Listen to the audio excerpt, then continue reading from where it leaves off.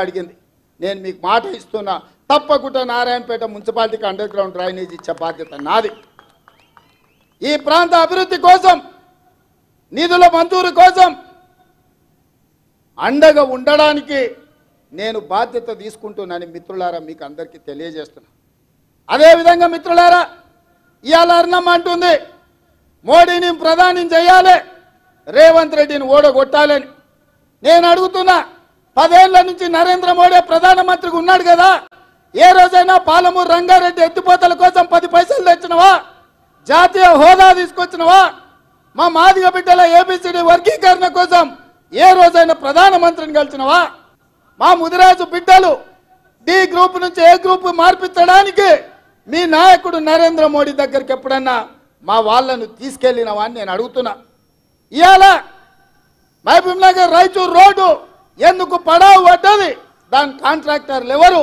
ఆ నిధులకు దోపిడీకి పాల్పడ్డది ఎవరు అని నేను అడుగుతున్నా. ఎప్పుడైనా కృష్ణా వికారాబాద్ రైల్వే లైన్ గురించి నరేంద్ర మోడీని కలిసినవా?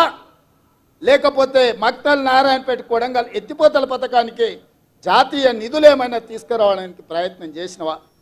10 ఏళ్ళు నరేంద్ర మోడీ ఉండి పాలమూరుని ఎండబెట్టి ఈ ప్రాంత రైతులు, ఈ ప్రాంత పేదలు లక్షలాదిగా వలసలు పోతుంటే ఒక్కరోజు పట్టించుకోలేదు. అయినా బీజేపీకి ఓటు అడుగుతున్నాం. ఇవాళ రేవంత్ రెడ్డిని ఓడగొట్టమంటున్నాం. నేను అడుగుతున్న మిత్రులారా, ఈడున్న యువకులను, తెలంగాణ రాష్ట్రం నలుమూల ఉన్న వాళ్ళని నేను ఆలోచన చేయమంటున్నా. 100 రోజుల్లో మీకందరికీ, ముఖ్యంగా ఆడబిడ్డలకు ఆర్టీసీలో ఉచిత బస్సు ప్రయాణం ఇచ్చినాం. ఇవాళ 35 కోట్ల మంది ఆడబిడ్డలు బస్సులో ఉచితంగా ప్రయాణం చేసిండ్రు. ఇవాళ శ్రీశైలం నుంచి మొదలు పెడితే గుళ్ళు గోపురాలకు అన్నిటికీ అమ్మగారింటికి అత్తగారింటికి ఆడబిడ్డలు ఉచితంగా బస్సులో ప్రయాణం చేస్తున్నారు. ఇవాళ ఆడబిడ్డలకు ఉచితంగా బస్సు ప్రయాణం ఇచ్చినందుకు రేవంత్ రెడ్డిని ఓడగొట్టాలనా అని నేను మిమ్మల్ని అడుగుతున్నా. ఇవాళ పేదవాడు ప్రభుత్వ దవాఖానకు పోతే చచ్చిపోతుంటే, ప్రైవేటు దవాఖానకు పోతే ఆస్తులు అమ్ముకొని, కిడ్నీలు అమ్ముకొని బిల్లులు కట్టే పరిస్థితి ఉంటే, పేదవాడి ఆరోగ్యాన్ని కాపాడడానికి రాజీవ్ ఆరోగ్యశ్రీ పథకం ద్వారా 10 లక్షల రూపాయలు ఉచితంగా పేదోళ్ళకి ఇచ్చిన 48 గంటల్లో కాంగ్రెస్ ప్రభుత్వాన్ని రేవంత్ రెడ్డిని ఓడగొట్టాలంటున్నాం. పేదోళ్ళని బతికించడానికి రాజీవ్ ఆరోగ్యశ్రీ తీసుకొచ్చినందుకు కాంగ్రెస్ పార్టీని ఓడగొట్టాలని అని నేను అడుగుతున్నా.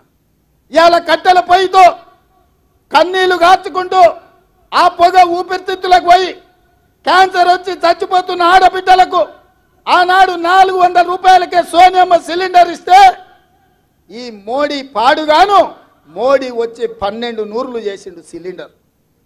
1200 సిలిండర్తో కొనలేక మళ్ళా అటుకెక్కించిన గ్యాస్ పొయ్యి సిలిండర్ను కిందికి దించి ఆడబిడ్డలకు 500 రూపాయలకే సిలిండర్ ఇచ్చినందుకు కాంగ్రెస్ను రేవంత్ రెడ్డిని ఓడగొట్టాలనా అని నేను అడుగుతున్నా. మీరు ఆలోచన చేయండి మిత్రులారా. ఇవాళ ప్రతి పేదవాడికి, వ్యవసాయం ఉన్న వాళ్ళకే భూమికి, వ్యవసాయానికి ఉచిత కరెంటు ఉంది. భూమి లేని పేదలకు ఇండ్ల కరెంటు ఉచితంగా ఉండాలని నా పాదయాత్రలో నా దృష్టికి పేదలు తీసుకొస్తే, ప్రతి పేదవాడికి ప్రతి ఇంటికి 200 యూనిట్ల వరకు ఉచితంగా ఉచిత విద్యుత్ ఇచ్చి మాట ఇచ్చి అమలు చేసినాం. ఇవాళ మన మహబూబ్నగర్ జిల్లాలో ఎమ్మెల్సీ ఎన్నికలు ఉండి దాన్ని ఎన్నికల కోడ్ అడ్డం పెట్టి ఇవాళ బీజేపీ అడ్డుకుంది.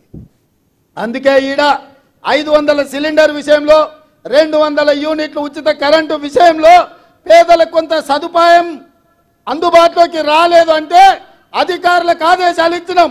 ఎన్నికల కోడ్ ముగిసిన వెంటనే వీటన్నిటిని మీకు అందించి మిమ్మల్ని ఆదుకునే బాధ్యత ఈ మహబూబ్నగర్ జిల్లాలో నాది.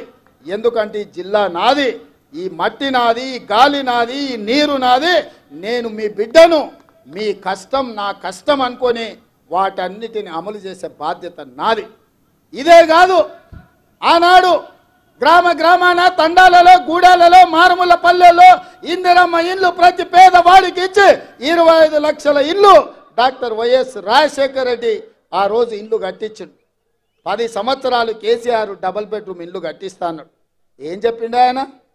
ఈ డబ్బా ఇల్లు వద్దు, డబుల్ బెడ్రూమ్ ఇల్లు ముద్దన్నాడు. సరే, ఈ సొక్కనైనా ఆయన ఏమైనా చేస్తాడేమో అని మనం అనుకున్నాం. ఏం చేసిండే? బిడ్డ వస్తే ఆడవ ఉంటుంది, కోడలు కొడుకుంటే ఆడవంటారు, గొర్రె పిల్లను మేక పిల్లను ఉంటే ఆడగట్టేస్తారని కథలు చెప్పిండు. ఊరిచ్చిండు ఊరవతలో 2 డబుల్ బెడ్రూమ్ ఇండ్లు కూడా కట్టియాలి. మీకు ఎవరికైనా డబుల్ బెడ్రూమ్ ఇండ్లు వచ్చినాయా? ఎవరికైనా వచ్చినాయా? మాటిచ్చి మోసం చేసి డబుల్ బెడ్రూమ్ ఇల్లు ఇవ్వనందుకు కేసీఆర్ను గోతి తీసి బొందబెట్టిన సంగతి ఇవాళ కేసీఆర్కు అర్థమైతలేదా అని నేను అడుగుతున్నా.